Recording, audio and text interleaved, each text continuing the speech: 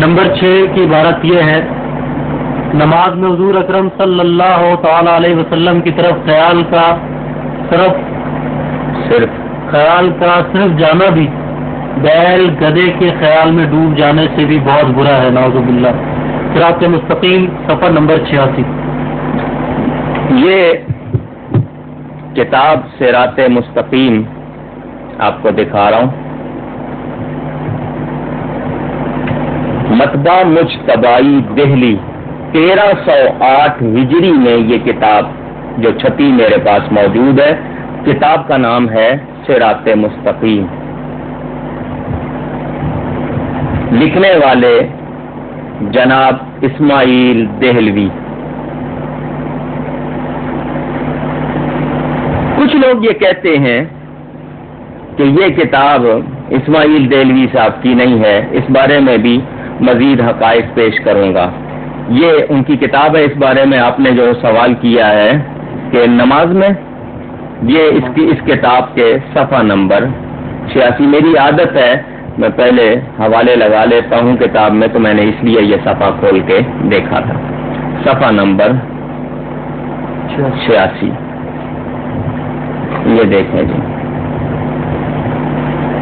یہ فارسی میں ہے، جو میرے پاس اصل کتاب ہے۔ وہ لکھتے ہیں: بمقتضائے ظلمات بعضها فوق بعض از وسوسہ زنا خیال مجامعت زوجائے خود بہترت و صرف ہمت بسوء شیخ و امثال از معظمین گو جناب رسالت معاب باشند بچندی مرتبہ بدتر از استغراق در صورت گاؤ خر خود از کہ خیال عام با تعظیم و اجلال بسویدائے دل انسان نی چسپد بخلاف خیال گاؤ خر کہ نہ قدر چسپیدگی نی بود و نہ تعظیم بلکہ مہان و محتر می بود، وہیں تعظیم و اجلال غیر کے در نماز ملحوظ و مقصود می شود بشرک می کشد۔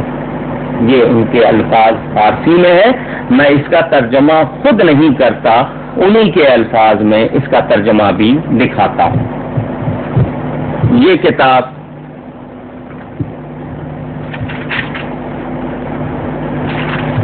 صراط مستقیم یہ پاکستان میں چھپی ہوئی اس کا ترجمہ ہے۔ اب یہ دیکھیں، اگر یہ اسماعیل دہلوی کی کتاب نہیں ہے تو انہوں نے مترجم اور مصنفہ کی جگہ اس کا نام کیوں لکھا ہے؟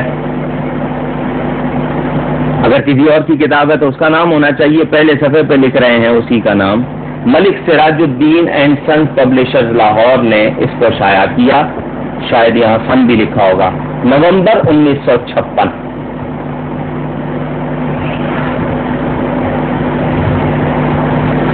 اب اس میں ان کا وہی جملہ جو ہے اس کا آپ کو ترجمہ دکھا دیتا ہوں۔ صفحہ نمبر 150 یہ وہی کتاب ہے، صراط مستقیم۔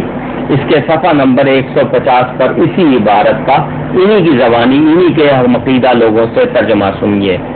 ہاں بمقتضائے ظلمات بعضها فوق بعض، ظلمات جمع ہے یہ، اور ثابت یہ کرنا چاہتے ہیں کہ بعض گمراہیاں یا بعض اندھیرے سیاہیاں جو ہوتی ہیں ان کے درجے مختلف ہوتے ہیں، کچھ زیادہ کچھ کم۔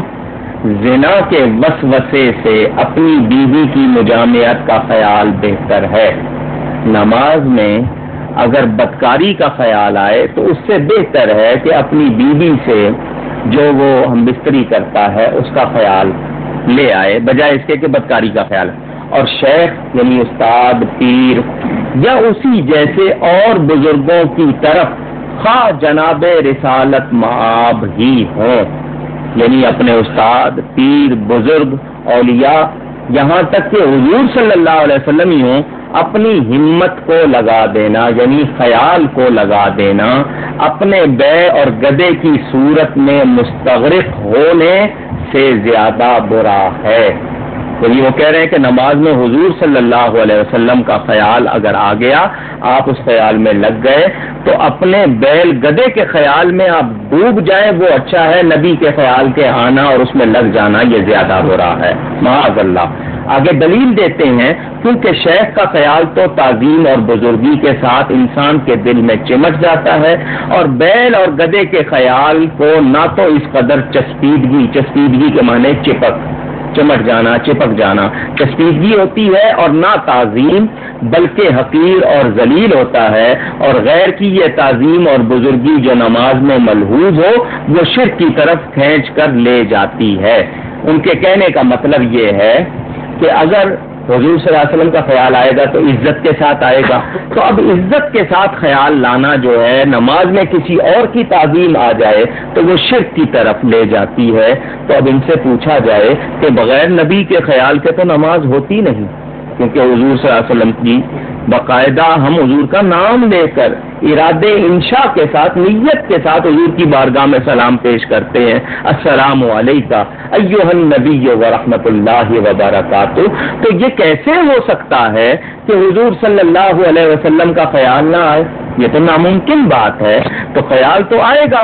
اب یہ ہے کہ دو صورتیں ہیں، یا تعظیم کے ساتھ آئے یا تحقیر کے ساتھ، اور اگر تحقیر کے ساتھ، حقارت کے ساتھ، یعنی کسی چیز کو ہیٹریٹ کرتے ہوئے، اس کو ذلیل سمجھتے ہوئے خیال لایا جائے تو نبی کا خیال تو اس طرح آ نہیں سکتا، کیونکہ نبی کے بارے میں ہمارا یہ ہے، بلکہ اس میں اجماع ہے، حضور صلی اللہ علیہ وسلم کے لباس مبارک کو میلا کہہ دینا، حقارت کے ساتھ آدمی کافر ہو جاتا ہے۔ نبی پاک صلی اللہ علیہ وسلم کے مقدس نعلین یعنی مبارک جوتیوں کو کوئی ان کو جتڑی کہہ دے تو وہ کافر ہو جاتا ہے، یعنی اس میں حقارت پائی گئی۔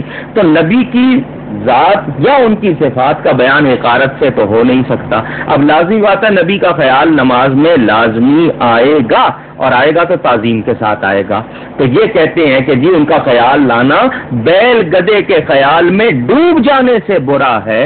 اندازہ کیجئے اس عبارت میں دو باتیں ہیں، یعنی خیالات کو انہوں نے پرکھا ہے۔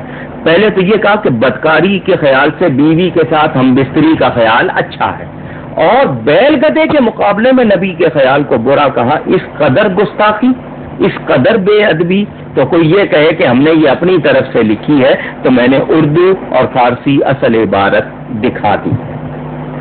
اس پر مزید کسی کو تبصرہ پڑھنا ہو اس کے بارے میں جواب اس وقت نہیں دے رہا ہوں، اگر جواب دوں تو بہت سی باتیں پیش کروں۔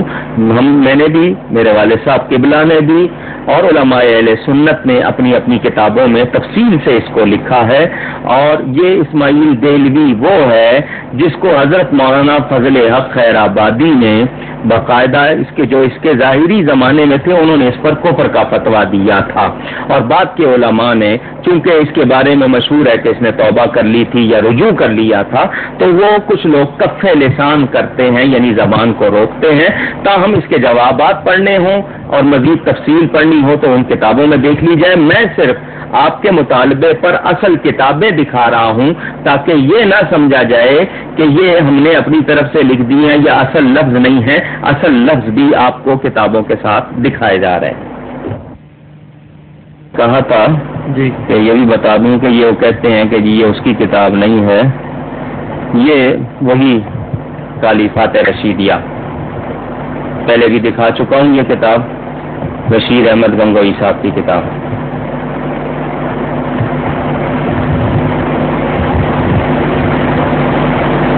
یہ اسی کتاب کے پیج نمبر 241 241 پر کسی نے سوال کیا، کتاب تقویت الایمان و ایضاح الحق و صراط مستقیم تینوں کتب کس کی تصنیف ہیں، یعنی یہ پوچھا کہ کس نے لکھی ہیں، تو جواب میں خود گنگوئی صاحب لکھتے ہیں کہ صراط مستقیم تقویت الایمان اسماعیل دہلوی کی کتابیں ہیں، یعنی ان کے سب سے بڑے عالم کی گواہی پیش کر رہا ہوں کہ یہ لوگ جو کہتے ہیں صراط مستقیم ہماری کتاب نہیں ہے، یہ ان کی گواہی ہے کہ یہ کتابیں خود انہی کی ہیں۔